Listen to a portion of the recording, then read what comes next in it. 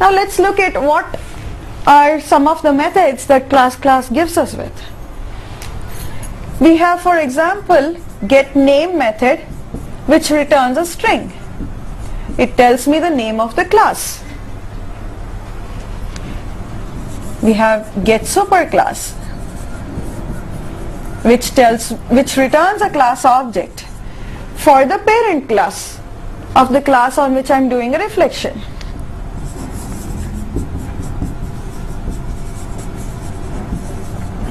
getInterfaces returns a class array.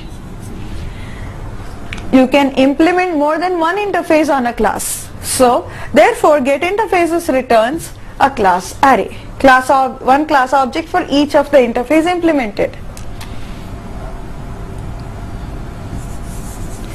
Then we have getMethods, constructors, fields. We also have getDeclared methods,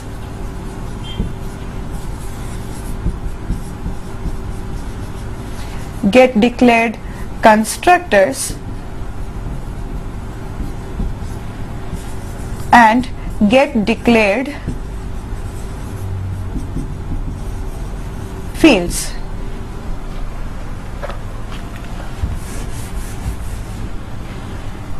getMethods and getDeclared methods, both of them return an array of method.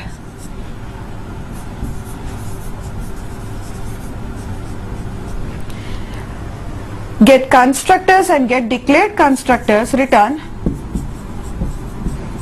a constructor array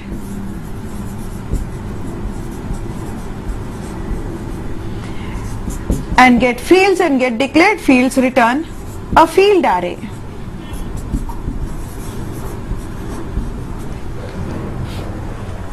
Now these particular classes are available in a package called java.lang.reflect. So we need to import this particular package to work with these classes. Now what is the difference between getMethods, getConstructors, getFields versus getDeclared methods, constructors and fields? In case of the getMethod, constructor, fields, it will return you all the methods or all the constructors and all the variables which are publicly defined, starting from whatever I have inherited from the object class till the class where I am doing a reflection. Only the public members, starting from object class till the class on which I am doing a reflection. Whereas getDeclared methods, constructors, fields return you all access specified members, but only those members which have been declared or defined in that particular class for which you are making a reflection, not what is inherited. Remember here the getDeclared methods, constructor, fields returns all scoped members, but those only which have been defined in the current class on which you are doing a reflection. Whereas the first set of getter methods are returning you only public members, starting from whatever you have inherited, coming from the object class all the way down to the class on which you are making a reflection.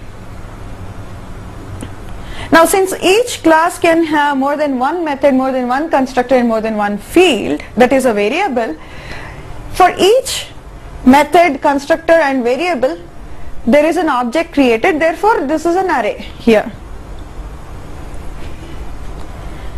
Now once you have your method, constructor or the field object, you can find out from these classes, for example in case of a method class, you can find out the name of the method, where the method has been declared by saying getDeclared class, what is the return type of the method, what is the scope.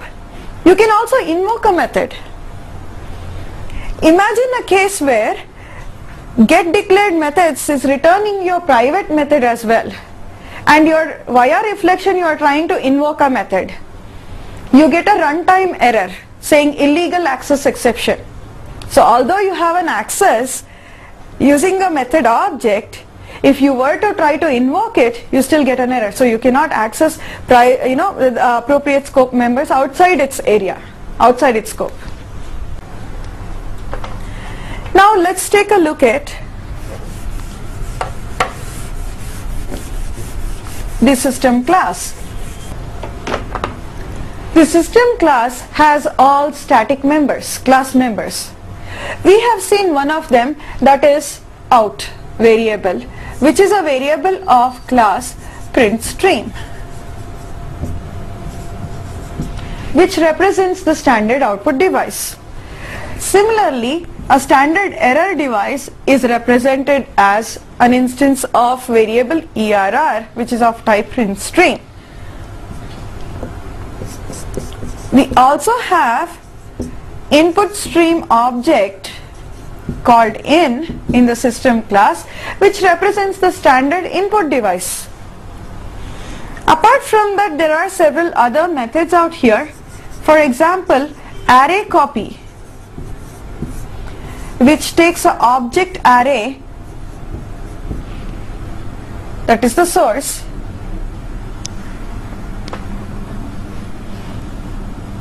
the starting position in the array where I need to start copying from, and the ending position where I should stop the copy, followed by the destination object array into which I want to copy the array contents, and its starting position where to copy into. We also have exit method, which takes an int value as parameter, and this int value says how I am exiting from the program execution, whether I am exiting successfully or unsuccessfully. So using system.exit, I can exit out of my program execution. We have load library,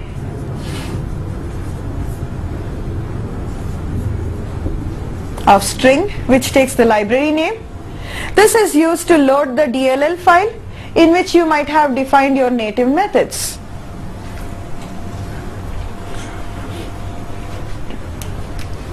You have get and set security manager,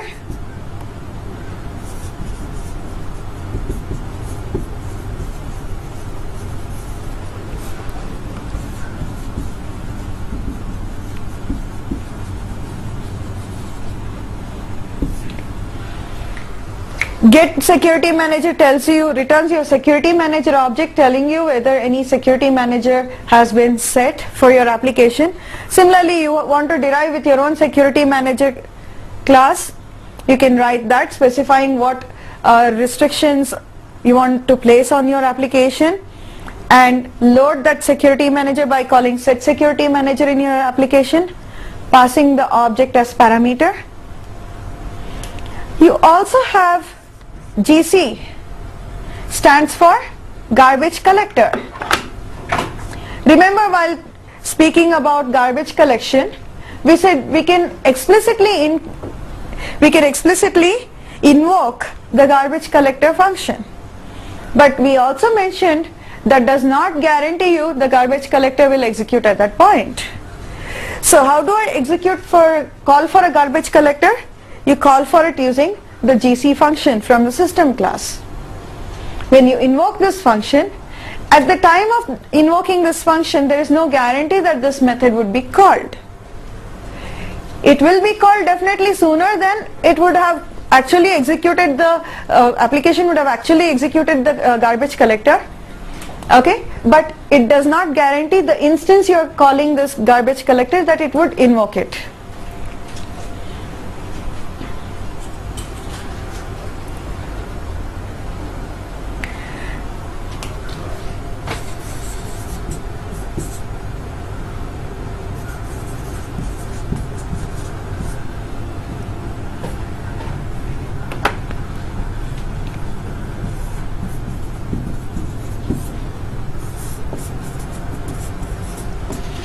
We also have get property method, which takes a string as parameter. That's the name of the property, which returns the value of a property. Now what is this property? There are a set of environmental properties which are set for your JVM, for your application rather. For example, what is the name of the JVM? What is the version of the JVM? What is the class path specified, etc. are specified as properties in your application. So if you know the name of the property, you can specify that for your getProperty method. It will return you the name of the property.